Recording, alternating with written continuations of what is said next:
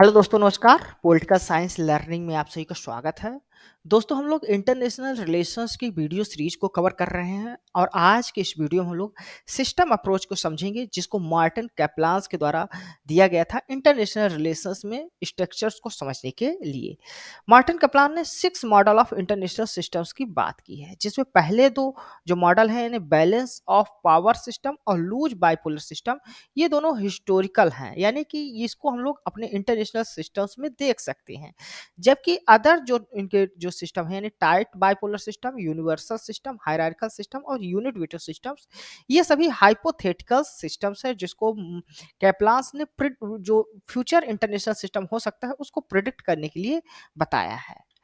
Martin ए Kaplan एक American political scientist रहे हैं जो यूनिवर्सिटी ऑफ शिकागो से जुड़े हुए रहे हैं और ये सिस्टम एनालिसिस के लिए जाने जाते हैं इंटरनेशनल रिलेशंस में during the cold war periods में। जो सिस्टम एनालिसिस है इंटरनेशनल सिस्टम में, ये इंस्पायर्ड है साइबरनेटिक्स और सिस्टम थ्योरी इन बायोलॉजी और इंजीनियरिंग से। कैप्लान ग्लोबल पॉलिटिक्स को एज ए केओस की तरह नहीं देखते, बल्कि वो इसको एक structures in ruled would systems की तरह देखते हैं। सिस्टम अप्रोच का मानना है कि जो इंटरनेशनल रिलेशंस है वो जो एक सिस्टम्स की तरह बिहेव करता है, जो इंटरेक्टिंग यूनिट्स हैं जिसमें प्राइमरी स्टेट्स आता है उससे बना हुआ है, जो एक सर्टेन रूल ऑफ बिहेवियर्स को दिखाता है, शो करता है। इसके ये एक पैटर्न दिखाता है, इसमें पैटर्न पाया जाता है, इनपुट पाया जाता है, आउटपुट पाया जाता है, यानी जिस तरह से स्टेट्स बिहेव करता है इंटरनेशनल सिस्टम में, उससे हम लोग प्रिडिक्ट कर सकते हैं कि किस तरह से इंटरनेशनल सिस्टम्स होने वाला है। कैप्लान सिस्टम्स को डिफाइन करते हुए कहते हैं कि ये सेट ऑफ वेरिएबल है जो एक दूसरे से रिलेटेड है, जिससे उनका जो बिहेवियर्स होता है, एक भी वेरिएबल्स यानी जो स्टेट्स हैं वो अदर स्टेट्स के बिहेवियर्स को इफेक्ट करते हैं, प्रभावित करते हैं। मार्टिन कप्लान अपना ये एनालिसिस अपनी पुस्तक system and process in international politics में देते हैं। सिस्टम अप्रोच जो रहा है वो पॉलिटिकल साइंस में डेविड ईस्टन्स और गैब्रियल आल्मंड्स के द्वारा भी डेवलप किया गया है, लेकिन इनका जो अप्रोच रहा है वो फोकस रहा है जो विद इन द स्टेट्स के अंदर जो पॉलिटिकल सिस्टम पाया जाता है उसको। जबकि जो कैप्लान ने दिया है वो इंटरनेशनल सिस्टम्स को समझने के लिए, उसके स्ट्रक्चर्स और डायनामिक को समझने के लिए अपना सिस्टम थ्योरी डेवलप किया है।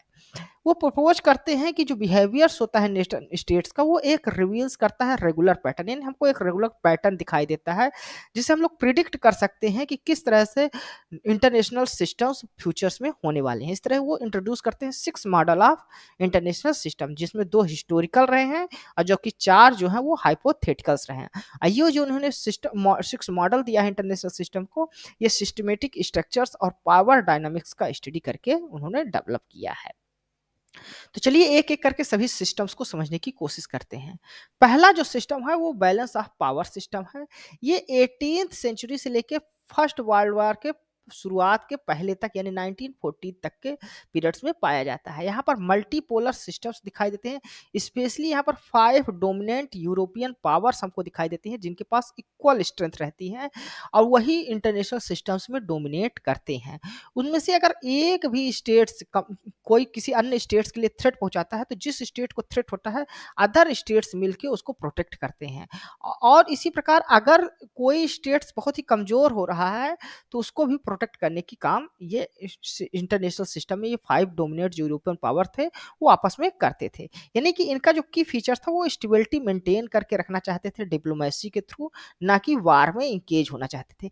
ये अलायंस फॉर्मेशन करते थे अगर एनी डोमिनेंट थ्रेट दिखता था इनको, यानी 5 में से कोई एक स्टेट अगर ज़्यादा डोमिनेट हो रहा है तो अदर 4 मिलके उसको रोकने की कोशिश करते थे। इसी प्रकार अगर कोई स्टेट हार जाता है या कमज़ोर हो जाता है तो उसको रीइंटीग्रेट करते थे, पुनः से उसको खड़ा करते थे, वो पुनः पावर उसके पास पुनः पावर आ जाती थी। यानी कि सभी जो 5 डोमिनेंट यूरोपियन पावर थे वो स्टेबिलिटी को मेंटेन करके रखे हुए थे। तो इसका इनका जो गोल था वो प्रिजर्व करना था, ये जो सिस्टम बना हुआ था बैलेंस ऑफ पावर का उसको, ना कि किसी को डोमिनेट करना था। सेकंड जो सिस्टम आता है उसको लूज बाइपोलर सिस्टम्स कहते हैं और ये कोल्ड वार इरा में हमको दिखाई देता है। यहाँ पर 2 मेजर ब्लॉक्स हमको दिखाई देते हैं पावर ब्लॉक, जिसमें यूएसए और यूएसएसआर होते हैं। यहाँ पर हमको आइडियोलॉजिकली पोलैरिटी दिखाई देती है, यानी कैपिटलिज्म और कम्युनिज्म जो विचारधारा है, आइडियोलॉजी है, उनके बीच इस प्रकार का जो कोल्ड वार चल रहा था, संघर्ष चल रहा था। यहाँ पर नॉन अलाइंड जो स्टेट्स हैं और इंटरनेशनल ऑर्गेनाइजेशंस हैं इनका भी प्रेजेंस है, यानी कि इनकी भी एक इम्पोर्टेंट भूमिका रहती है, इस कारण जो बाइपोलर सिस्टम्स है वो क्या है, लूज है, ठीक ना। यहाँ पर न्यूक्लियर डिटरेंस का भी इनको खतरा रहता है और सेकंड स्ट्राइक कैपेबिलिटीज रहती है, जिसके कारण डायरेक्ट जो वार है यूएस ए और यूएसएसआर के बीच वो नहीं होता। इसके बाद नेक्स्ट जो सिस्टम आता है वो टाइट बाइपोलर सिस्टम कहलाते हैं। ये लूज बाइपोलर सिस्टम्स की तरह ही होता है, यानी कि दो हमको पावर ब्लॉक दिखेंगे, लेकिन ये हायरार्किकल ब्लॉक के साथ दिखाई देता है। यहाँ पर जो इंटरनेशनल ऑर्गेनाइजेशन या नॉन अलाइंड जो स्टेट्स हैं वो बहुत ही कमजोर हो जाते हैं, उनकी जो भूमिका है वो बहुत इरिलेवेंट हो जाती है, जिसके कारण जो दो ब्लॉक होते हैं वही पावरफुल होते हैं और highly discipline and centrally coordinated block हमको यहाँ पर दिखाई देते हैं। ये जो है तो पूरा वर्चस्व कर लेते हैं जो इंटरनेशनल ऑर्गेनाइजेशन है, अदर जो छोटे ऑर्गेनाइजेशन है, अलाइन जो रीजनल ऑर्गेनाइजेशन है, उनको भी कंट्रोल में रखते हैं। इसके कारण यहाँ पर टाइट बाइपोलर सिस्टम्स हमको दिखाई देता है। ये जो टाइट बाइपोलर सिस्टम्स है ये पुनः से लूज सिस्टम्स में बदल सकता है अगर जो इनकी हायरार्किकल ब्लॉक ऑर्गेनाइजेशन है वो कमजोर हो जाता है, वीकेंड हो जाता है तब। चौथे जो सिस्टम्स की बात करते हैं ये यूनिवर्सल सिस्टम्स की बात करते हैं। ये एक प्रकार का हाइपोथेटिकल मॉडल है जो Kantian version of perpetual peace से इंस्पायर है। ये बात करता है कि एक पावरफुल जो इंटरनेशनल ऑर्गेनाइजेशन होगा वो होगा जैसे कि यूनाइटेड नेशंस, जो परफॉर्म करेगा जुडिशियल, इकोनॉमिक, पॉलिटिकल और एडमिनिस्ट्रेटिव जितने भी फंक्शंस हैं उसको। और साथ साथ ये मॉडल जो है इंफेसिस करता है ग्लोबल इंटीग्रेशंस के, कोऑपरेशंस को लेकर और ह्यूमैनिटेरियन इंटरवेंशंस जैसे सिस्टम्स की बात करता है। यानी कि एक कंट्रोल रहेगा, एक सेंट्रल अथॉरिटी रहेगी जैसे इंटरनेशनल ऑर्गेनाइजेशन यूनाइटेड नेशंस, और वो सभी स्टेट्स के बिहेवियर्स को वो तय करेगी किस तरह से बिहेव करना है इंटरनेशनल सिस्टम्स में। नेक्स्ट जो सिस्टम्स आता है वो हायरार्किकल सिस्टम्स आता है। यहाँ पर अगर दो बाइपोलर जो स्ट्रक्चर्स है उनमें से कोई भी एक ब्लॉक कोलैप्स हो जाता है या खत्म हो जाता है तो एक ब्लॉक की क्या होगा, डोमिनेंस होगा पूरे इंटरनेशनल सिस्टम से, उसकी हायरार्की होगी, वहां पर पॉलिटिकल हायरार्की दिखाएगी इंटरनेशनल ऑर्डर्स में।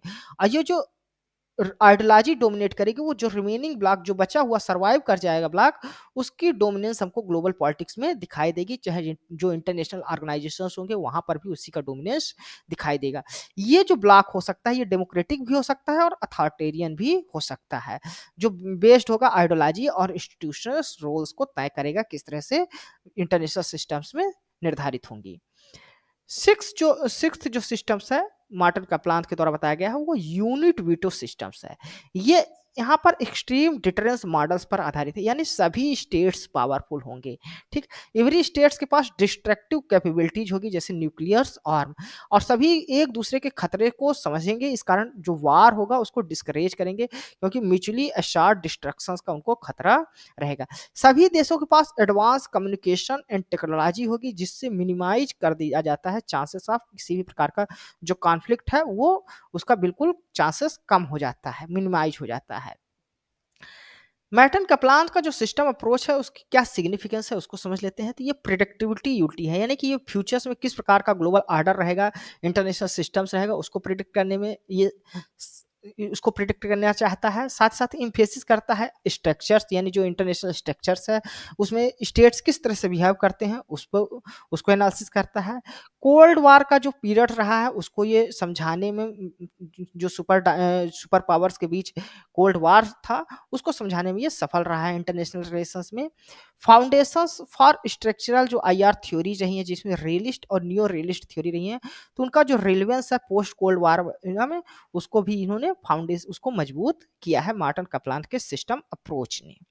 तो धन्यवाद दोस्तों, आज की इस वीडियो हम लोग मार्टिन कप्लान के द्वारा 6 मॉडल ऑफ जो इंटरनेशनल सिस्टम दिया गया है उसको हमने समझा। यह वीडियो आपको कैसा लगा अपने कमेंट्स के माध्यम से हमें जरूर बताइएगा। साथ साथ आप हमारे इस वीडियो को लाइक करें, हमारे इस चैनल को सब्सक्राइब करें ताकि जो इस तरह की वीडियोज हैं वो आपको मिल सके। धन्यवाद, थैंक यू।